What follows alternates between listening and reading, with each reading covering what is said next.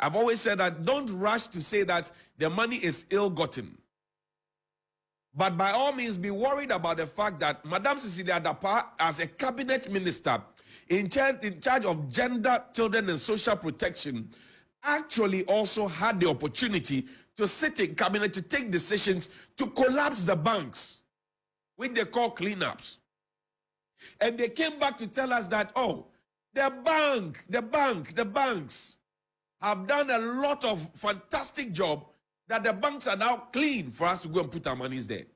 In Tiaban is saying for us to have found such huge sums of amounts of money in the home of Madam Cecilia Dapa. That's the conversation I want us to have. That if you tell me that you have cleaned up the banks, and then you tell me that the banks are safe to keep my money in, and then you, the big men and big women, are keeping your monies in your homes, then how do you want us to proceed? I've also said that if we don't take care and the bad guys start getting the indication that the big men and the big women, MPs, DCEs, CEOs, board chairman, whatever it is, they all keep their monies at home and not at the banks, they will now not go and rob bullion vans and kill police people like we saw at Ablekuma, and which we see those same makeshift bullion vans being used in town after all the plenty talk and posthumous promotions. They will now come to their homes to come and collect a share of their monies. There we will have politicians telling us to make some noise. I repeat myself.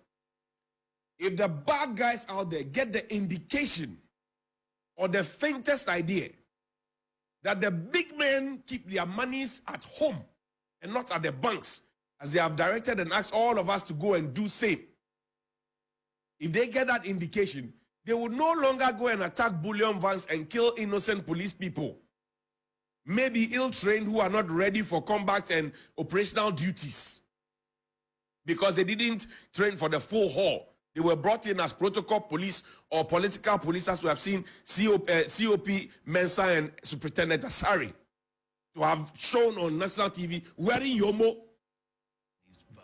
We don't know what is inside Yomo and police uniform, but we saw it on TV. Maybe they had to explain. The bad guys will now come to the homes of the big men.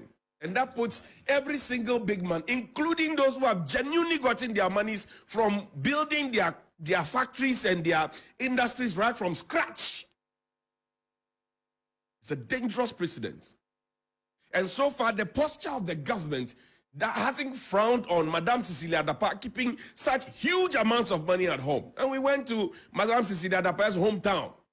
The commentary there is not palatable. So when she comes there, he says, hello, hello, hello. That's all she comes to tell the people. Joining people to complain that she also doesn't have money. That's what the people are saying in the village. And the people are beginning to wonder if we are the same persons going to IMF to go and collect such huge amounts of money.